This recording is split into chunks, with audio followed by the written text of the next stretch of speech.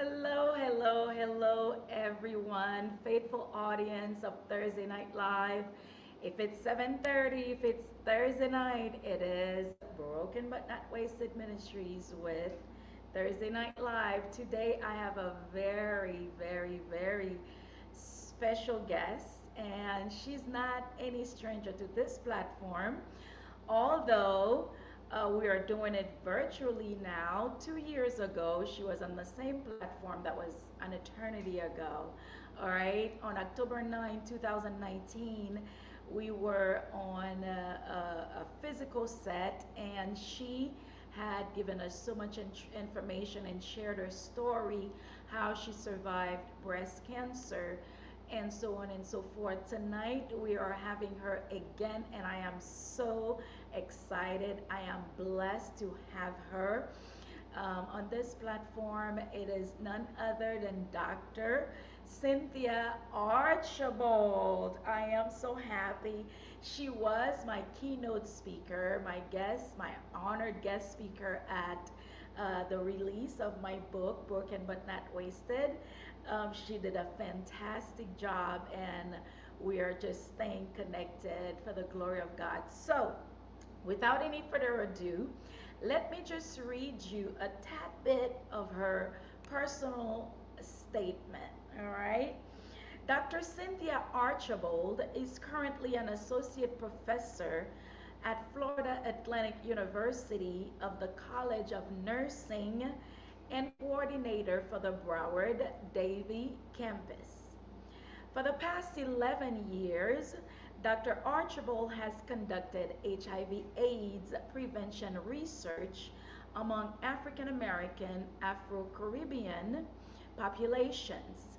She has expertise and knowledge of HIV prevention science, which includes risky sexual behaviors.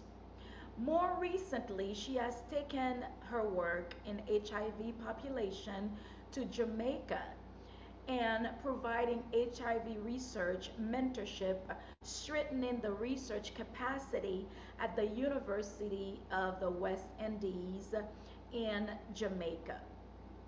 Dr. Cynthia Archibald is well published her work in peer review high impact journals, including Journal of Cultural Diversity, Association of Nurses in AIDS Care, Journal of Religion and Health Association of Black Faculty Nursing, Nursing Outlook, etc.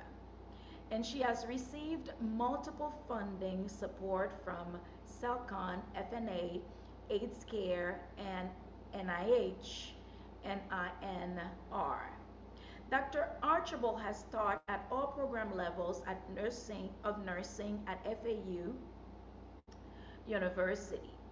She has provided mentorship for undergrad, graduate students, PhD students, as well as junior faculty. Dr. Archibald serves as dissertation committee member and chair also as DNP faculty advisor. Guys, please help me welcome to this platform Dr. Cynthia Archibald. Dr. Archibald, welcome again a second time, since you are not a stranger to us here on Thank this you, Pastor platform. Sarah. Yes. Dr. Archibald, tell the audience a little bit about yourself, what we did not cover in the personal statement. Why don't you go ahead and introduce yourself, please? Okay, Pastor Sarah, thank you very much. As I listen to you talk about me, I wonder who was she talking about? Because I'm really humbled at the way in which God has blessed me. So, one thing I would like everyone to know that whatever I speak to you, I come from a spiritual and a Christian perspective. And everything that I say to you today, it's with that in mind. At Florida Atlantic University, where I serve as professor, I we we use a caring perspective, and much of what is grounded in that perspective is really from the Word of God. So it's not hard for me to provide caring because, again, if it's grounded in Judeo Christianity, then it's consistent with the way I was born and raised and lived and practiced and preach and taught and conduct research and do community service and do all of my scholarship. So it's a very humbling experience for me to be allowed to engage you in this moment. It's an honor to take your time and thank you for coming, for showing up to listen to what I might have to say. Thank you, Pastor Sarah. Thank you, Dr. Archibald. Thank you again for giving us the privilege to have you with your schedule. I know it's not easy, but as you may have noticed, towards the end of me reading your personal statement, I was kind of cracking up a little bit. Why? Because it was not that hard to get you. But I think the hardest part, believe it or not, was to get your bio.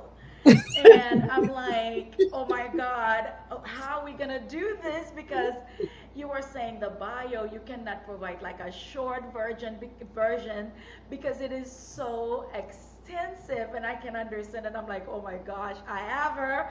Now we have to work out the bio part. Yes, because sometimes when people read and talk about me, I'm feeling like I am there to brag. It kind of makes me feel like I'm bragging about what I have accomplished.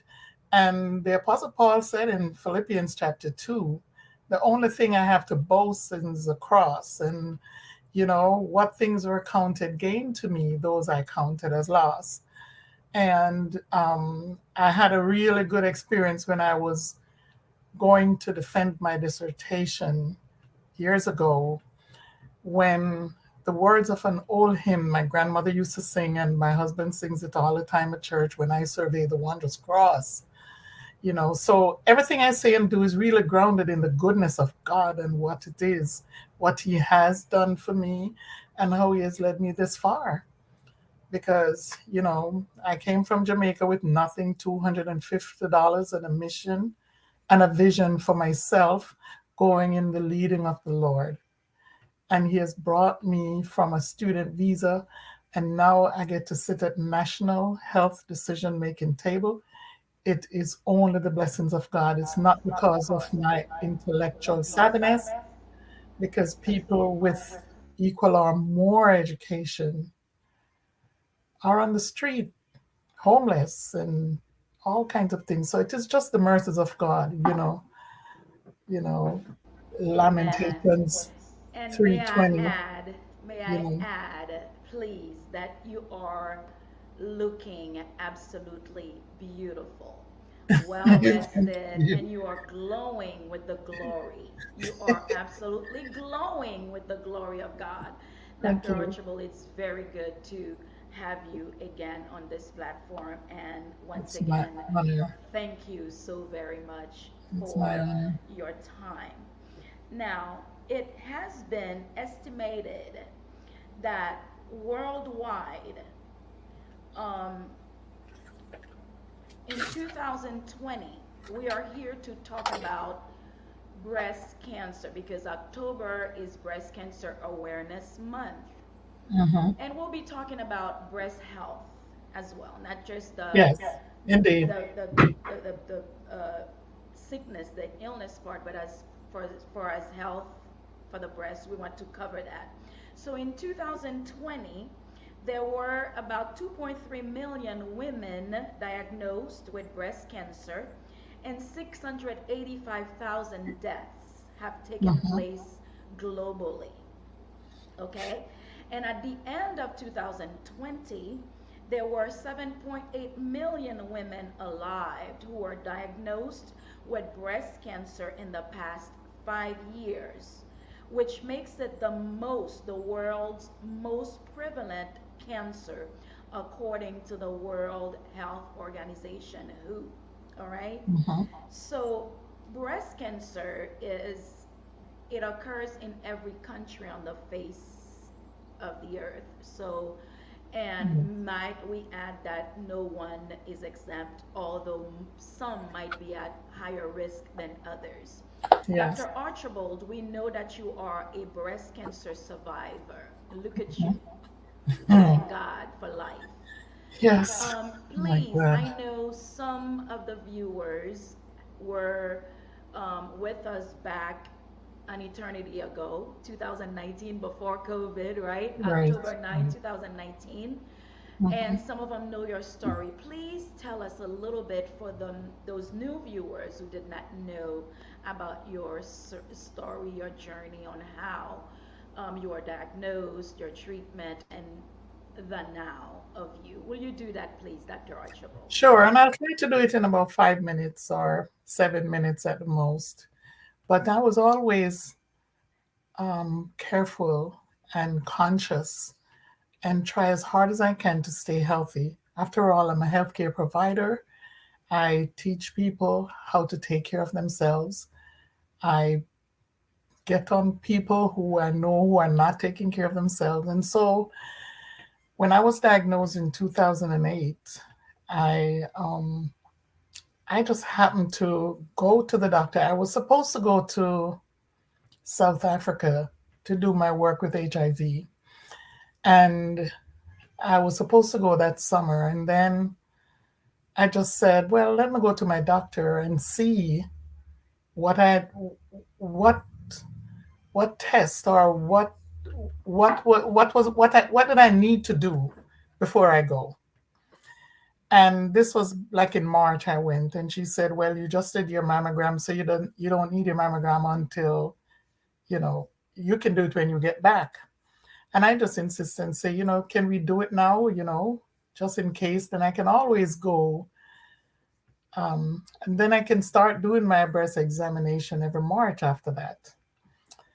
So when I went, to make a long story short, I um, I found out that I had breast cancer. My doctor chose not to tell us about it until after Mother's Day weekend. And when I was going in the morning, my husband asked me, do you want me to come with you? I told him, no, I'll be all right. And when she told me I had breast cancer, I didn't lose it. I just said, okay, what do I need to do? Because otherwise, I know I was healthy and I just needed to know what do I need to do. And she said, okay. And she told me what to do. And we went and got other studies. And matter of fact, when I left there, I called my husband and he said, and he picked up his phone, something that my husband never usually does. And he said, and I told him, yeah, she told me it's breast cancer. He said, oh my goodness, I'll meet you at home. And I said, no, I'm not going home. He said, where are you going? I said, I'm going to the office. I have work to do. So I went to the office. He said, that's all like my wife. And I went and got it done. Luckily for me, or it's not luck, because I don't, it is by God's grace that when I went and had the procedure done, there were two sites where my cancer was found. And one of the site was inside two, means it was still capsulated. And the other one, the capsule had broken. So it means that the cancer, whatever was in that cancer cell, already disseminated and we didn't know where it was gone. So that means um, very likely I'd have to have a mastectomy done. And to be honest with you, I ended up having to do uh, surgery. And then while I was doing my surgery, I wanted to get a reconstruction done at the same time. And the reconstruction, this plastic surgeon said while he was reconstructing the breast, he noticed this lymph node, this um, mammary node on the top of his thing, and it was like, why do I run in, come in contact with a mammary node? What is this doing here? And he wondered if he should just clean it off on his thing and continue doing what he was doing, or if he should send it to the lab. And that was the only thing that came back positive for cancer. So now I was up against whether or not I should do chemo. And we decided to go. We prayed about it, got family to speak, to get family counsel and advice, and prayed and all this. And I said, you know what, let me just go for it and do it. Because the only thing is going to happen, I'm going to lose my hair. So, and my hair was looking like Geraldo's all the time. So, Dr. DuVernay, I'm sorry. So I did that, and the mo it was painful for me to go through chemotherapy, but I thank God because I'm here today, 13 years later, and I am healed by God's grace. I am healed. I don't think a recurrence of breast cancer is going to take me out when I leave this earth. It will not be breast cancer. And so my call today for everyone is not so much that we need to run for the cure. My opinion is that we need to run for the awareness for early detection. It's early detection that saved me why I'm here today. And people need to understand that cancer will not hurt you at the onset. If cancer start hurting you, it's already too late. That's why we have screening tests. We have prostate screening tests because if you feel like your prostate hurting you or if you feel like your breast hurting you, I mean, there's a number of reasons why these different body parts will hurt you.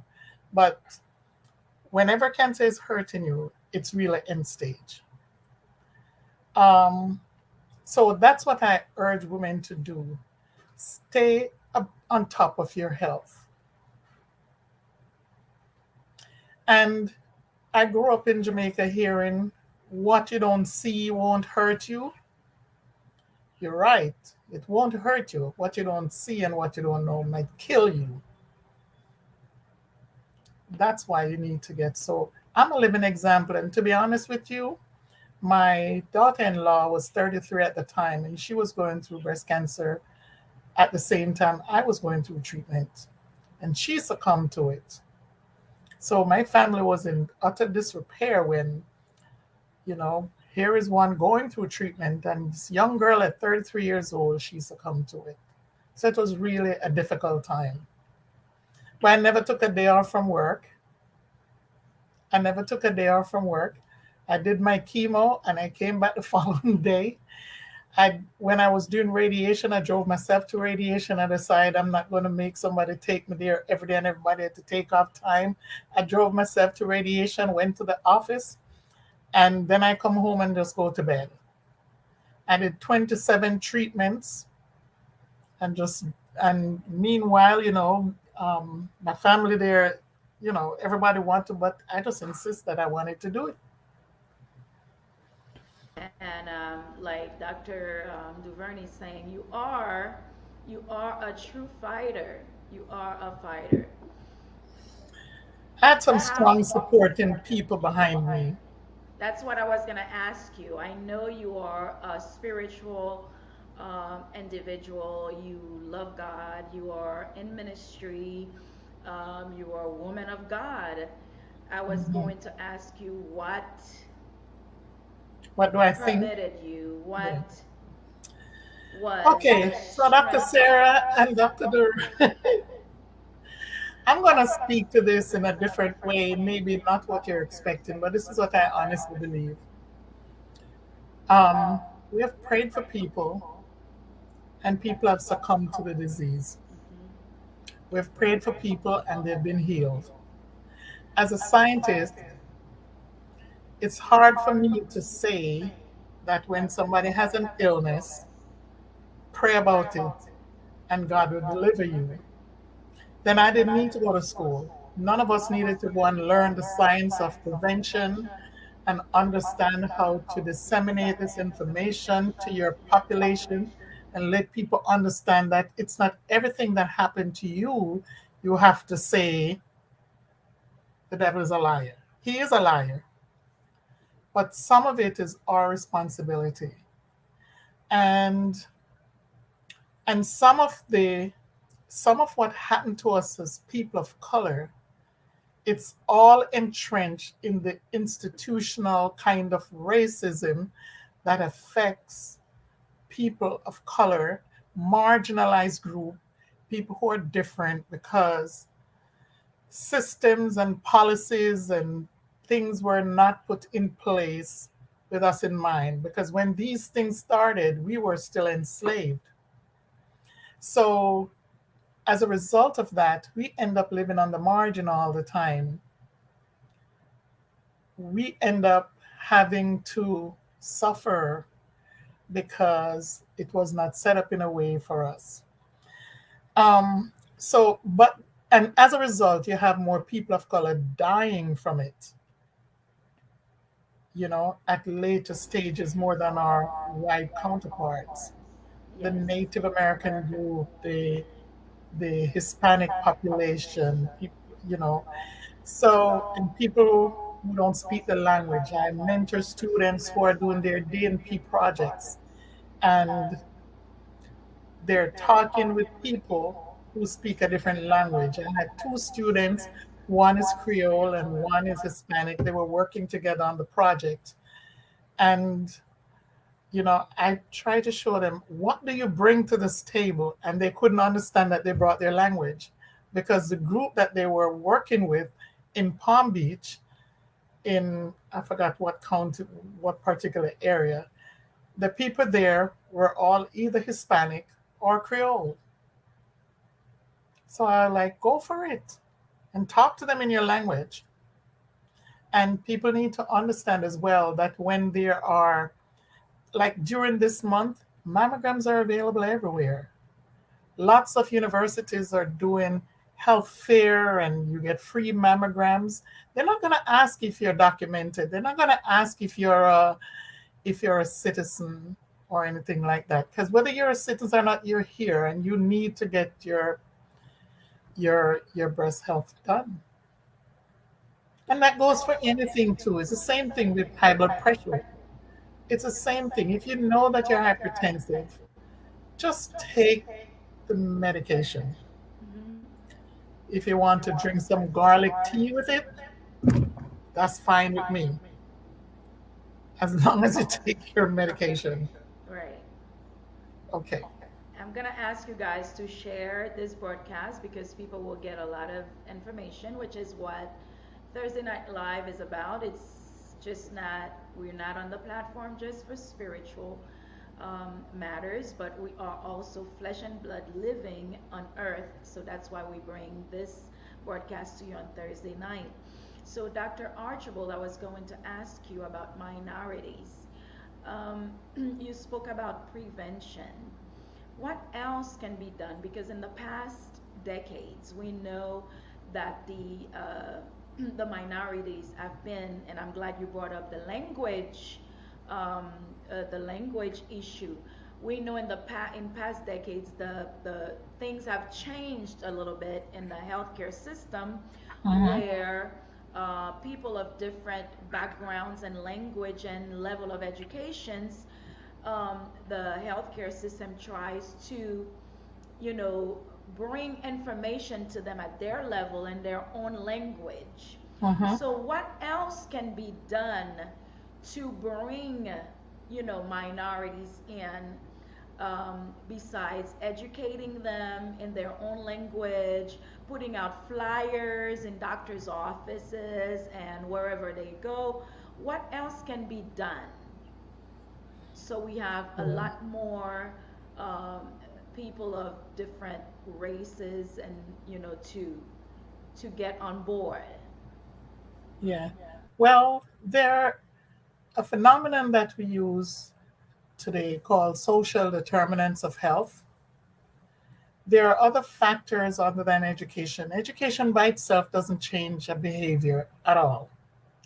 That's why we have pulmonologists who smoke. That's why we have, oversized dietitians. It's not for not knowing, and that is why preachers struggle too with being engaged in a behavior which is contradictory to what we preach, because we're human beings. Um, and so, for those people who would know that they need to get their mammograms done, there are other barriers in the way other than health. They have children, they need somebody to babysit them, they need food, they're homeless. If people are homeless, you cannot be telling them about a mammogram because that's not what they need. I was in the line at a UPS store returning something to Amazon in the height of the pandemic last year. And I saw a man walking. I was in the line on the outside of the UPS store. And I saw a man coming towards us. And he had everything that he owned in a bag on his back. And the first thing I noticed is that the guy was not wearing a mask. And I know he was homeless. He looked homeless. And I said, oh my God, I have no cash on me. Nobody walks with cash. I have no food on me, but I know I have a mask. So I reached into my purse and took a mask out and gave it to him. The guy turned to me and said a nice hearty thank you with a big broad smile, put the mask in his pocket, and headed for the next dumpster. In other words, at that moment, a mask was not his priority. So if we want to bring behavior change to people, we have to meet them where they are.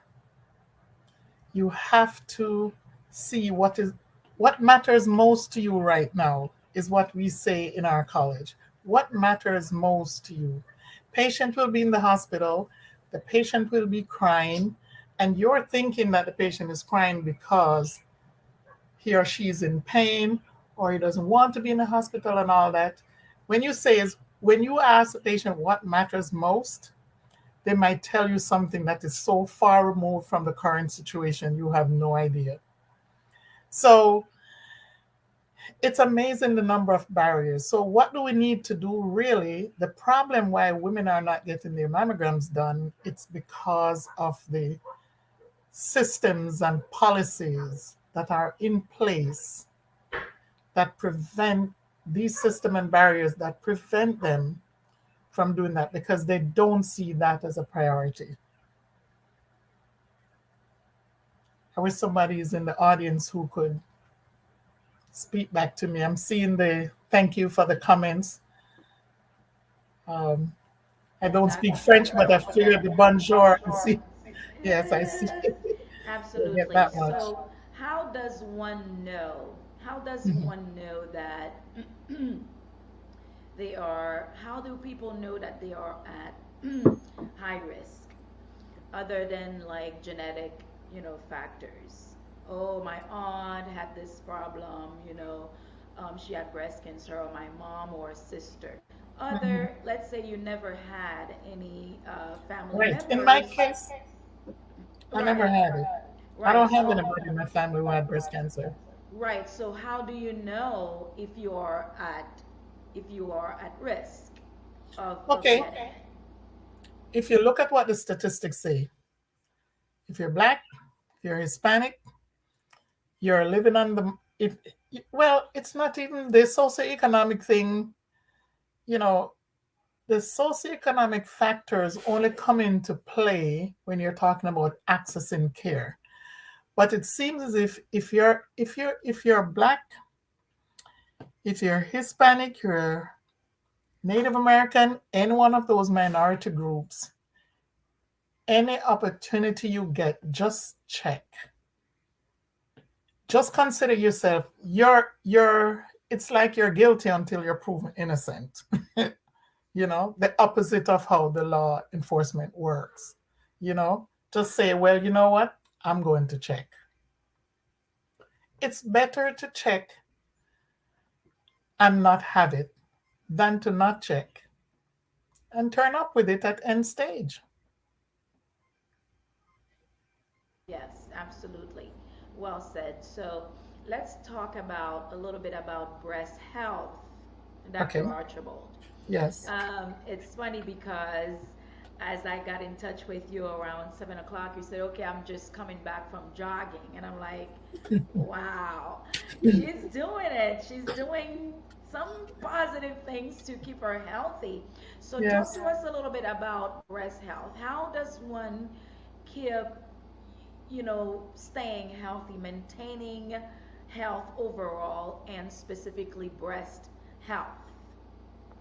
Well, your breast is not an appendage that someone just put onto your body.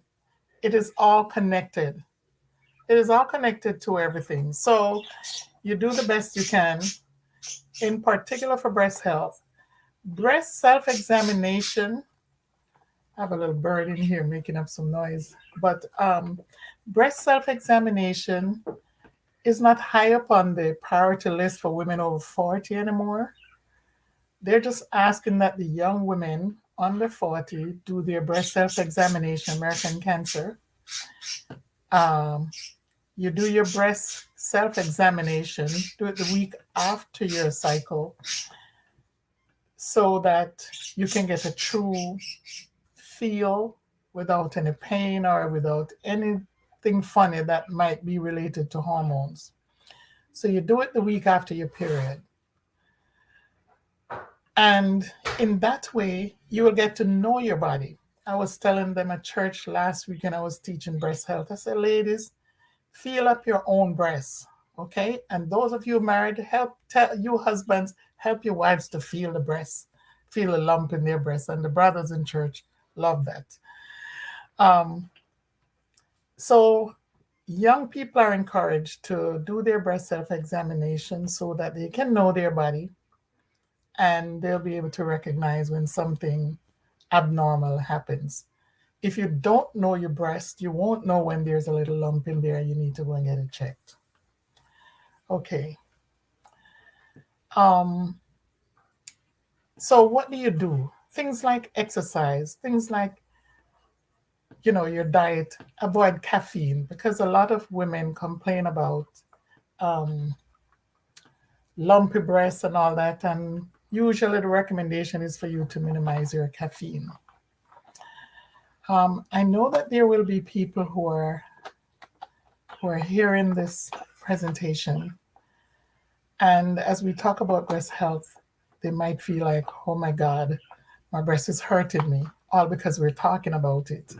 And that happens every single time I talk about it. But your breast is hurting you for a number of different reasons. One, you might be wearing the wrong bra. Maybe you're not fitting well, you know? Maybe it's too big or maybe it's too small and it's squeezing you or something. Um, so it could be that. It depends on where you are in your menstrual cycle. Because when you're ovulating, your breast might be tender. That might be one of the reasons why, your breast might be hurting you. And then there are also some myths surrounding breast health, saying that if your breast is lumpy, or that means you're at risk for cancer. No, lumpy breast doesn't mean you're at risk for cancer. Or if your breast is firm, when your breast is soft, you don't get cancer, is when you have hard breast. Nice firm breast is what everybody wants. That's what young people have. It's turgid and it can stay up. You don't have to. So, um, so those are some of the myths surrounding this. You can have mastitis. You can have an infection in your breast. That can cause you to um, have pain in your breast, and it's not anything necessarily cancer related. You might be on birth control pills. That might also have some side effects or something that cause your breast to hurt you. In any case, if your breast is ever hurting you, the thing to do is go get it checked out just to make sure. Um, there are also myths about cancer in general that when people have cancer, if they go to excise it or to take it out, it means it goes spread all over the body. Foolishness. That's a myth. Okay. It's easier for you to find your cancer earlier, it's easier to cure you. So just be conscious of your breasts. Make them happy. Wear the right kind of fitting breast. They have all kinds of things. You can Google it. You can just go find it out. The information is everywhere. We're in an information kind of world at this point, where you can get anything you want, anything you want to know. Um,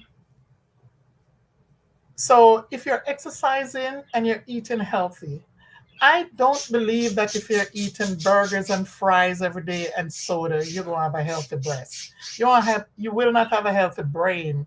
You will not have a healthy body. Your mood will not be healthy either. So, in caring for your breast, other than the recommendations that are more breast specific, if you're taking care of your body, your breast will get healthy as well. Do your smoothies. I mean, I don't do everything that I'm supposed to do, but I tried to get my little run in. I was really upset when I saw it was raining this evening, and I came in, I was doing some sit ups, you know. So you can only try. I'm not skinny person, but I'm not even trying to be skinny anymore because that's a lost cause. I just want to be healthy, you know. And also, if you want to be healthy, you need to have a spiritual balance. You need to have times when you meditate. You think about the goodness of the Lord. Just cleanse your body from all the hustle and the bustle. Listen to good music, music to lift your spirit up. You know, you don't need to hear a song. What's the song go? My student was preaching at the church on Sunday, and I just laughed because I've never heard her say that. I forgot the song about like you only have one life to live and something. No, I'm gonna live my life today. Something like that. Some song like that she was saying. You know, your life is not your own. You know, so every now and then, just check in during the course of the day. The first thing before you start your day, check in with the guy who gave you life, who has been keeping you all this time, who has been providing the right people in your life to make you be successful and to make you be productive and help you to make the world better than we receive it and to make the world better for our children and our grandchildren. Check in with God and say, Lord, I thank you for waking me up. Because it was not the alarm clock that wake you up. Because then we could just take the alarm clock over to the cemetery. It is God who woke you up. And so give him thanks. And for me, I keep praying all day. I keep praying. You know, and so if you're not the kind of praying person, look, my Bible is right here next to me on this side of my desk. I mean, this desk is a mess. But I just turn over there sometimes, and the Lord just give me the right thing to keep my spirit calm. Okay, so you eat and you drink. You stay away from alcohol. There is nothing good about alcohol for you. It is sad when our world is of such where people want to feel good, they drink alcohol. Really? So you eat, you drink, you exercise, you meditate. And if it's not meditation as in silence, just closing your eyes, just take some deep breaths and think about what you're doing to yourself. When you inhale, you fill your lungs up and just watch that air going through your body, going through your heart, transferring it to all over your body, and just follow that oxygen going through you. It calms you down. It's good for your meditation. Or have some nice music in the background going well for you. Or if you play musical instrument, you can do that. Or there's some people who do yoga and all that. Do whatever it is, but have some moment of silence and appreciation for God who has kept you. Thank you, Dr. Archibald. Hmm. Well said. Very good tips on health breast. So overall health, maintaining your overall health equals breast health, Yes. right? And Good sleep. nutrition. Oh, I needed to throw in sleep. Yes, yes. Good Um, nutrition, exercise, sleep, meditation, all that contribute to overall health yes, and breast including health. your breast. Yes. Yes. Um, the sleeping one is hard for us, especially those of us who started off as nurses and wherever we are, it stays in us. Um, I have my watch that tells me when it's time for me to go to bed. Um, and then I prayed for a premium sleep thing to tell me it's time to wind down. Tonight I said I was going to stay up and finish these things, but I need to turn into the dean tomorrow. And I said, you know what? I'm going to bed after this. Let me get in the habit of waking up early. So sometimes I feel like I'm doing that. I'm getting ready to retire from FAU. I was sharing this earlier, and I'm looking forward to it because it's not like I'm there yet, ready to be retired, but I think it's a point in time. It's something I prayed about, it's something I talked to God about and meditate on it. And I think about what could be so wrong. And especially when the university gave an incentive for us to retire. You need to be 62, you need to be have more than 10 years with the university. I've been there 25 years. So I just thought that, well, why not? Why not? So now I can get to spend more time with my ministry. I can get spend more time with my HIV AIDS research, and my community service is usually with breast health because it's two passions of mine. I need to talk about risky sexual behaviors because HIV is another major problem we have in our community. And with the COVID going on, COVID and HIV, these are viruses that attack the same set of cells in your body.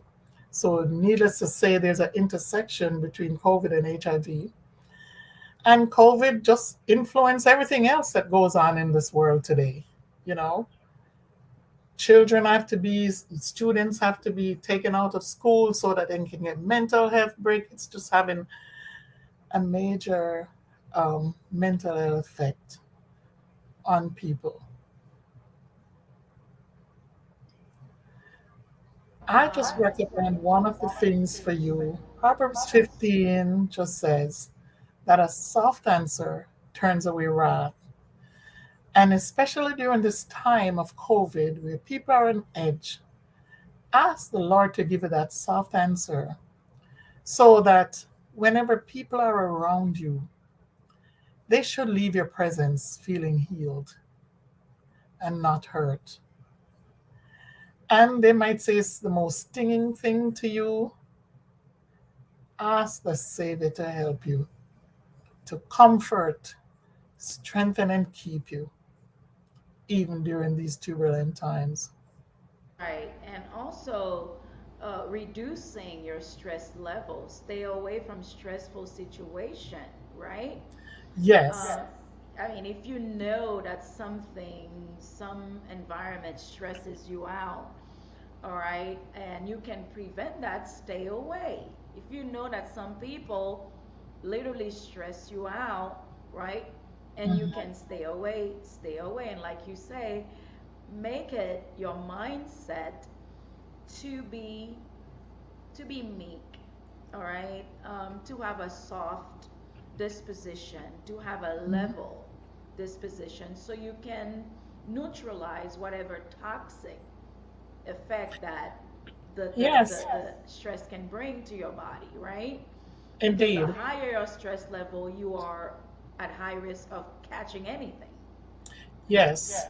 And that releases just too much cortisol and it's just not good. But there are people who live in stressful situations. And it's one of those cases where they simply cannot walk away from it.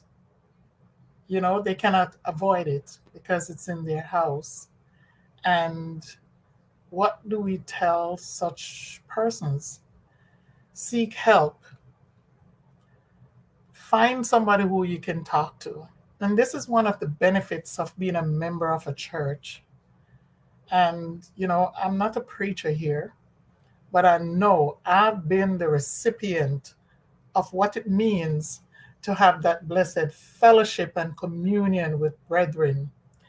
Oh, how good and pleasant it is for brethren to dwell together in unity. There's a song that we sang, and the Lord has been using it in my spirit for the last few weeks. Well, my husband said it at a wedding, and I just realized, and the young people were saying, "Oh Lord, that's a funeral song." Is nothing funeral about a song like "Blessed be the tie that binds our hearts in Christian love"?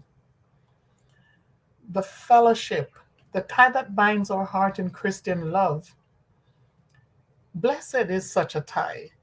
The second verse is, because with that bonding, we share our mutual woes, our mutual burdens bear, and often for each other flows a sympathizing tear. I'm not sure if you're familiar with it, but it's just amazing when people of God come together. It's one of the reasons probably why Dr. DuVernay and I have been so connected over the years, because it's something that just pull us together. You girls have been on my heart for the last 3 weeks, but I'm telling you, for somebody who is retiring from FAU, I am. Oh, It's just a lot going on, but I thank thank God that you. I can still do it. Yes, yes, And yes. I want to be at this place at this time in my life when I can do what I want to do. I don't want to wait until somebody after, well, what time you gonna retire? Or when is she? No, it's good. So I'm really very happy about the next phase of my life. Yes. How about the breastfeeding factor? Is that Okay. good in a sense where it reduces risks of breast cancer, or it does it have anything to do with that, or Okay, so there are lots of anecdotes. There are lots of anecdotes and a lot of myths surrounding breastfeeding. Um, and some of them could be true. I'm not really up to date on the latest of it, but we tend to find breast cancer more among women who have never given suck, where a baby had never. where we're in women who have never given suck, Okay. you know? So I'm not sure it's the actual breastfeeding or if it is the idea that your milk ducts have had milk coming through it and you decide not to breastfeed. You know what I'm saying? To check for patency or whatever. I'm not sure, but I doubt that um, if someone has never breastfed and if someone is keeping up with her body, that person would have a bad outcome related to breast health. I doubt that very strongly. Right. So the Because key is to. Even HIV, you catch on to that thing early, we have a way for you. If it's COVID, you catch on to it early, we can figure it out for you. So I think it's the same thing. The key here is being able to get access. Breast health needs to be accessible, it needs to be affordable, it needs to be available for everybody equally. That's the only way we're going to get rid of it. Because, like the gentleman who took the mask and put it in his pocket and headed for the dumpster, we have to know what matters most to people. And the bottom line is, go back to Maslow's hierarchy of needs. It's going to be food. It's going to be a place to live. It's going to be Yes. long before breast health. In fact, people would probably more look about their eyes more, or if something wrong and they cannot walk, or if they're having back strain, people will be more willing to pay attention to those things more so than breast health, because cancer, again, when you start getting symptoms, it's kind of far along. Like you said, it may not hurt you, but it will kill you. So Yes, not screening for prevention, just saying, well, what I don't know will not hurt me. Yeah, it's not gonna hurt you, but yes, yeah, surely it can kill you. it will kill you. Yes. Right. Okay. A lot So of men don't want to get their prostates checked because they think it has something to do with potency. Okay, maybe we as women don't understand the need and the the, the kind of importance, but clearly it is something that is very, very important to men. I know if I were a guy, I mean, I'd rather not have any breasts because breast is important to women. I'd rather not have any breast and be healthy. Or I don't think that there would be a question. I've heard men actually say it's 50-50 for them, be alive or lose their potency. And they say it's 50-50. I don't get it, but then again, we're not men, so yes, yes, we would not understand that, but we know it's yeah, really truly yeah. important. All right. So someone is saying that a guy actually is saying that he went, Mr. Jinjan God, he says he went to a breast cancer presentation a couple of weeks ago. The presenter said to keep on touching our breasts very often to look for bumps. Oh, Does yeah, that this is the guy. pertain? I would like to ask him if it pertained to men. Was he talking to a men audience or just in general? Or Well, Dr. Archibald, maybe you can answer that. What about men? right. Yeah. 1 to 3% of men, they say, will be diagnosed with breast cancer. So it's very small, but it's still significant. So the men need to just check their breasts so that they can know it. You know, it's a strange thing. When I was doing, I wish I could say it, but when I was diagnosed with breast cancer, um, some reason or the other, my husband went and he felt a lump in his too. And they were like, he's like, no, nobody else in this house is going through this, you know? Yeah. And they wanted him to go and do a mammogram. He said, I'm not going to do the mammogram. He was not going. And he was okay. But this is kind of what happens though sometimes when you're with the same, yeah, but he was okay. But it could have been stress, it could have been a lymph node, just cause him to feel this thing there. But yeah, I'm sure he's hearing. You mean they did advise him to get a mammogram? Uh-huh. I mean, size wise, how are they gonna do it? Do they use a different type of equipment or? I'm not sure. Okay, all right. Yes. So studies, But if men have had it, then they would need, maybe they would do something more like a needle localization. It's probably more what they would do, where they actually use a needle and insert content to see if it's cancerous. hmm Now, the same man is asking that about diagnosis that a person is diagnosed with breast cancer every 2 minutes. Is that Yes, right? in the world. Yeah, I think I've seen that number someplace. It's absolutely. I don't know if it's every 2 minutes though, but Yes. Okay. Thank you, Dr. Archibald. Now, recent mhm. studies have shown that breast cancer is diminishing, is reduced after 50. All right, in women when they pass 50 years old. What happens? Is there No, I'm saying that some studies have shown that breast cancer has been reduced in women who are past 50. Is there a Okay. specific reason for that? In women past 50 that there's less breast cancer than prior to hitting 50? Okay. Do you know? I am not so sure if I'm not sure. I've not heard that. But one thing I can tell you is that when breast cancer hits younger people, it's more aggressive. That I've known.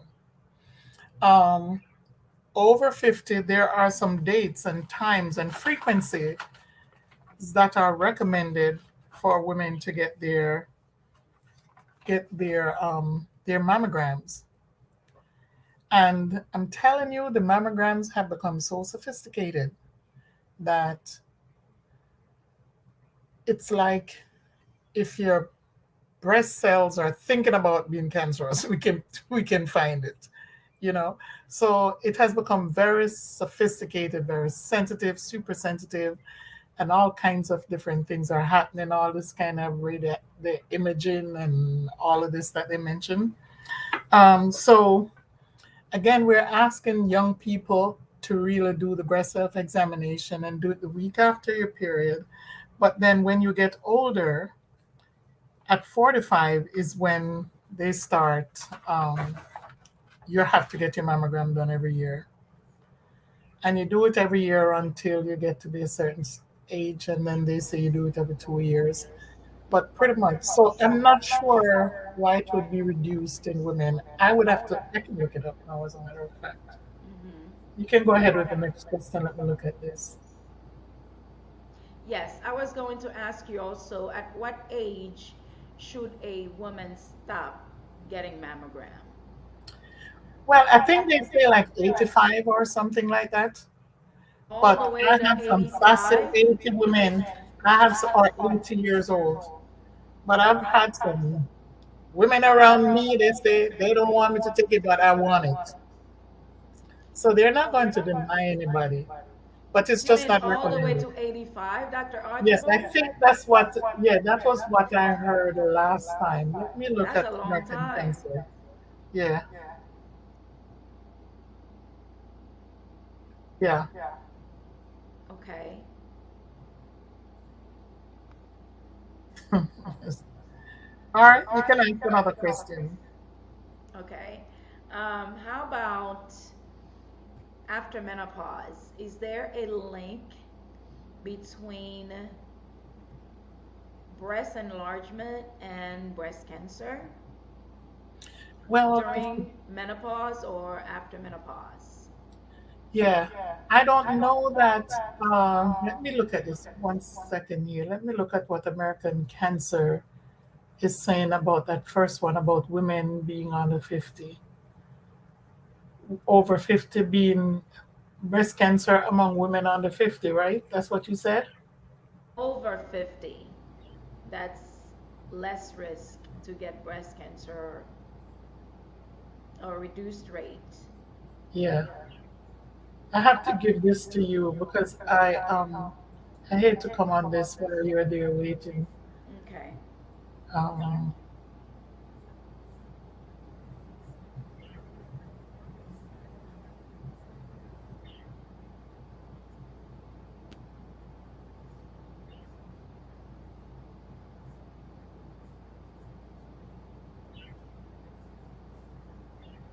it's not coming up. Go ahead. Right.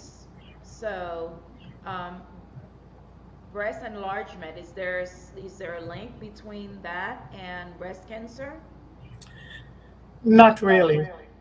If you have a large lump, as you said, I remember I was working at a hospital in DC years ago, and the woman came in saying that she didn't speak English, but she could say her breast was hurting. No, her breast is large, but it doesn't hurt.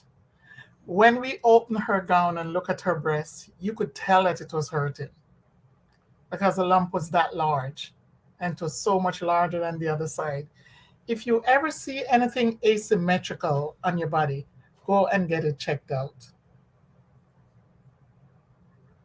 That's why you have to know your body. You Right. have to know your body. Right.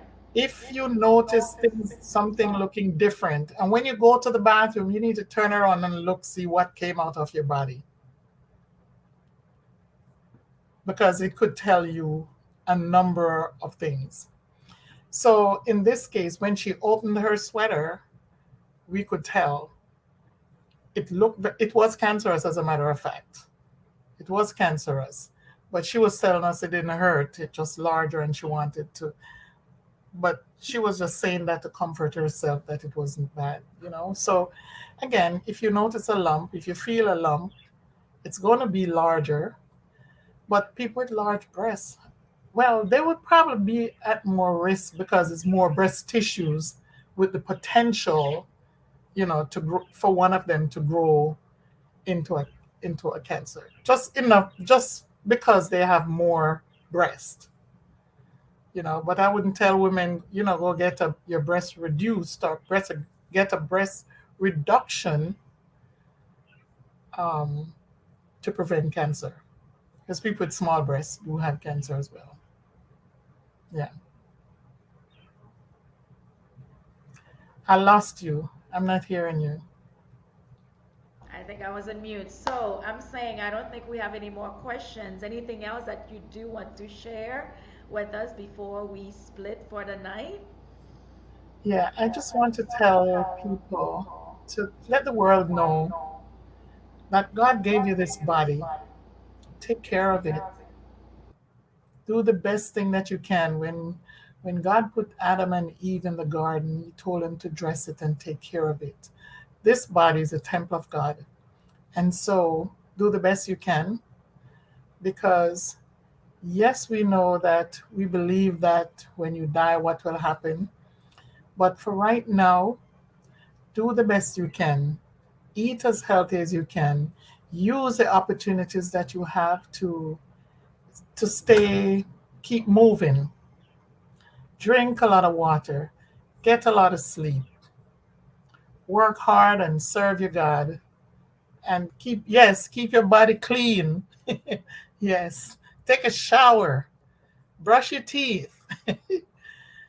All these things I'm All saying. of And that, all of yes. that. And when you hear these little questions about, little thing that just doesn't sound right, you know, oh yeah, if I drink this kind of juice, it will take it away and all that stuff. Just ask somebody who might know. But just don't take all of these myths. Some of these things, I used to believe them as a young girl growing up in Jamaica. Yeah, I used to believe them, but then I realized, oh, you know, and there were some things that they told us, because the herbs, don't forget the herbs have their place in your health. But the problem is we don't know the dosage. So we cannot recommend them because we don't know what dose to give you. People say, drink this guinea hen for this, or drink soursop leaf and make tea. We don't know how many leaves to tell you to put in there. We don't know how many ounce of water against how much water per leaf. So we cannot make Tell those you what, recommendations. every Haitian, especially the older generation, every one of them is a Mhm. doctor. All right? I know, I know, I know. It's the same Every thing one with of them Jamaica too. is a But you know doctor. what? I've come to appreciate some of them Yes, absolutely. because that garlic is just phenomenal. Yes. I don't think it's going to keep you from getting cancer, but what we have been doing is more complementary health. That's why you need to tell a doctor when you go, is to say, um, yeah, there's a nice question there. Yes, birth control Do birth control contributes to can, breast? yes, it can, but as soon as you get off of the birth control in another 10 years, you'll be okay. You mean birth control pills, you mean, right? Yeah, I figured that's what she's talking. Yes, after 10 years, I was just telling um, my other group this.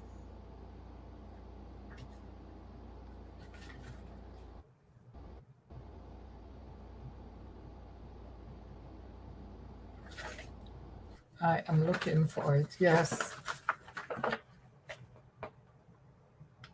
And implants, the other thing too. Those people who put in implants, they will miss something, you know? People have complications with the implants. And whether it is made up of silicone or if it's saline or whatever else that's new. Um, but indeed, your breast pain can be a sign of cancer too. So again, check things out. There was this member at my church who I was explaining breast health one year, and during the whole time, she was complaining, telling me how much her breast is hurting her. And no, IUD doesn't have anything to do with because the IUD doesn't interfere with your with your hormones and so on. So it's not the IUD; it's really the birth control pills. But the studies show that after you've been off of birth control pill for like 10 years, then you're okay again. How about hormone replacement therapy, Dr. Archibald? Yes, it's probably the same thing. It's probably the same thing too. Hormone replacement therapy, and you know, for me, I'll take my hot flash. Because I think it's like when you take hormone replacement therapy, you have to make up your mind, what do you want to die from, Alzheimer's or heart disease? Because you don't take it. Um, if you take it, you know, there's an inverse relationship between HRT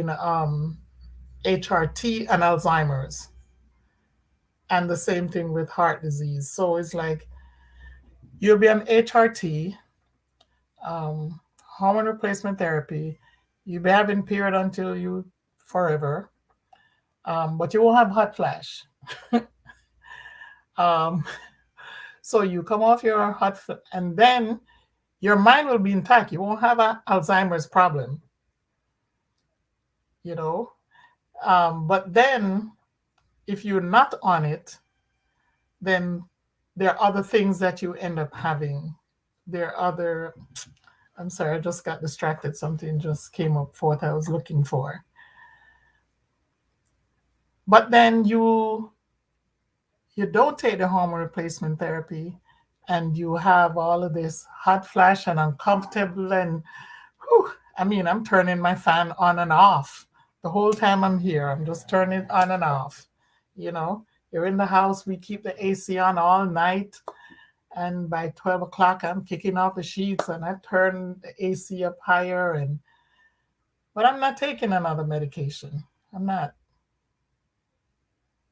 It's a natural path. I think that does it, Dr. Archibald. You did have a couple of more questions, and we did say, that we were coming to an end, but it is such an interesting and very, very relevant, very important topic. All right, that yeah, It spending a is. few more moments on that is very well worth it. So thank you Yes, so and it much. is really good. And it's a shame that we only have these conversations in October, because the hormone replacement and all the changes that women go through, these are ongoing things, regardless of the time of the year. The mental strain on women going through breast cancer, we have not gotten a chance to talk about that because women often don't have the support that is needed.